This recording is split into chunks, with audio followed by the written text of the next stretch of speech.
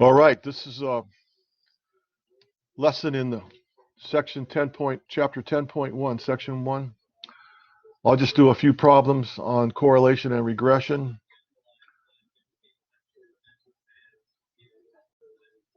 So it's asking us to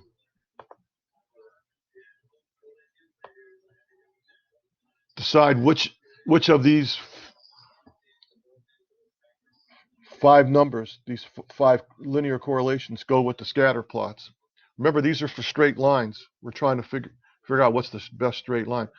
So a straight line positive 1 would be an upward sloping linear equation, a line that would be sloping up left to right, and a -1 would be perfect fit going down left to right. So if I open up let's see if it works. There it is. There's the scatter plots. So when you look at them,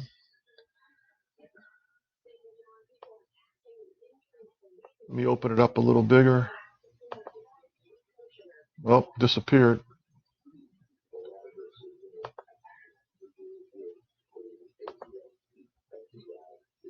It disappeared. Where'd it go?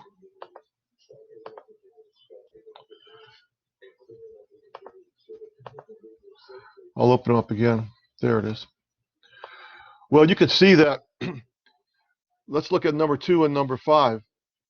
Number 2 looks like almost a straight line, but you got one point there that's out of whack. So that's going to be a -0.99. The number 5 will be a -1.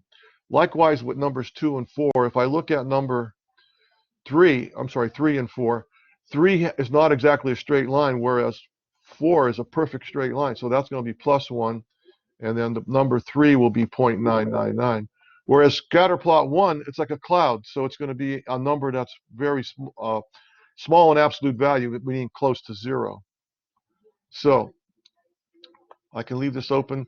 So for scatter plot 1, see the choices were, that's the number that's closest to 0. Scatter plot 2 was the -0.99. Scatter plot 3 was the, let me double check. It's close to +1, so it's 0.997. And then scatter plot 4 is obviously +1, and scatter plot 5 will be -1 slope. We're dealing with slopes. That's essentially what we're talking about, the slope. So let's see if we're right. So I'll close this. Check answer. It says excellent. So that's an example of what the value of the correlation means in terms of what the scatter plot looks like. Okay, let me pick another problem.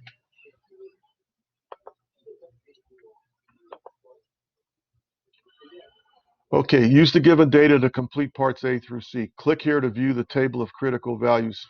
Okay, the critical values are what, if you looked on your formula sheet, it's what sets up the usual from the unusual.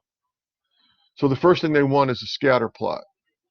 So if I click on this, I'm sorry, I want to click on this one so that I can get open to Statcrunch. Now you can't see what I opened it to Statcrunch. Now I'm going to have to change what's being viewed.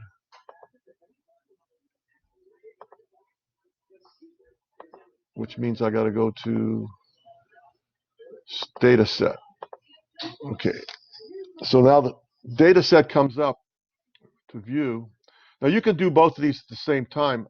I can't. See, there's the Statcrunch. I can't view them both at the same time. So what I want to do in Statcrunch to find the correlation coefficient and the regression line over there.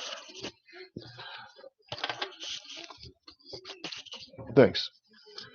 I'm going to, you notice when I entered the data, it entered into 2 columns.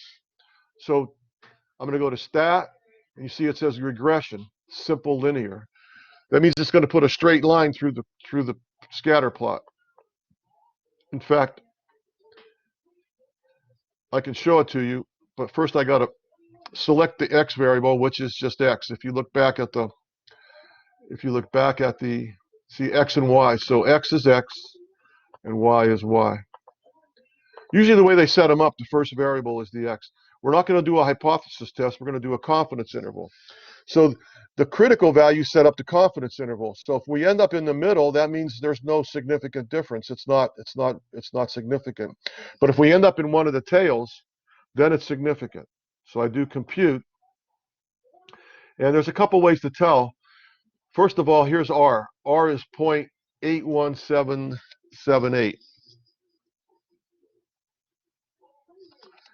And the regression equation is y hat. Now they put y there, but it's y hat. I'll do 3 decimal places. 2.995 plus, that's the intercept, and then the slope is 0.5007x. So that's the line that's going to of best fit. Now you want to see that line, I go down here and I press this right arrow, and there's the line. There's the data points. The data points actually look like they could be part of a parabola, but we're not forcing a parabola onto this, we're forcing a straight line. So this is the best line that'll fit the data. It's not perfect, but it's the best we can do. What we're doing is minimizing the vertical distances, the sum of the vertical distances from the line. So you see there's vertical distances, both positive and negative, and these will add up to a minimum. Any other line, I could fit another line, but it wouldn't be the best. So this is the fitted line, as they call it. So going back here, what else do I need? I think that's it. I'll point out the p-value here. Let me show you that the p-value tells us 0.0021 that we're in the tail. Because remember, it's 5%. It was a 95% confidence interval, which means 2.5% in each tail. That's what we call the alpha level, or level of significance. So 0.002 is much less than 0.025. So we would say that this is a significant positive correlation. The reason it's positive is because both the slope and the R value are positive. You see R is positive 0.8177 or 78, and the slope is positive 0.05007. So R and the slope, the B1, which we used to call M in algebra, are both positive. So now I'm going to go back and answer the questions. So I'm going to close this out, and I'm going to go back to share, and I got to bring back the problem so I can answer the questions. Now you don't have to change screens like I do, because I can only do one screen at a time. So when I do that, there's the original screen.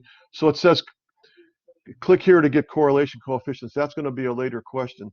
So the first question, you can see that I would answer it D. That was the best fit. That's what our scatter plot looked like when we looked at it. So it says fantastic. And now part B, find a linear correlation coefficient, then determine whether there is sufficient evidence to support the claim. So we've already discussed that. We already know the answer to that, but I got to put this in 3 decimal places. So 0.818. So 0.818, check answer. Okay, and then using the linear correlation coefficient.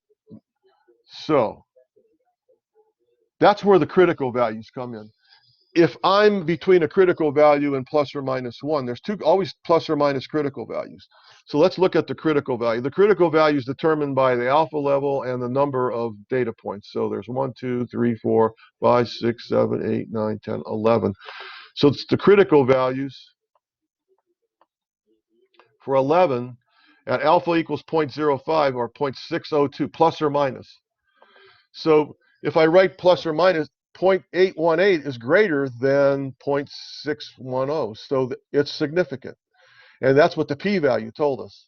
So there's sufficient evidence, so it's going to be B or D. Let's see what to support the claim. It says nonlinear. That's a distractor. So we want a linear correlation. So it's number D. So check answer. Okay, so there's a couple of problems. Oh, there's one more question. Identify the feature of the data that would be missed if part B was completed without consulting the scatter plot.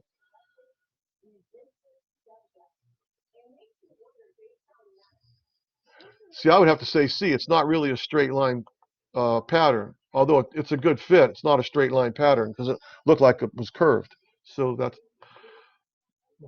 okay. So we answered all their questions. So this next one will be a very similar problem, just different numbers. So I would just go through those steps and take care of that. Okay, so that's an example from chapter 10, a couple of problems dealing with correlation and regression. Dr. K, out.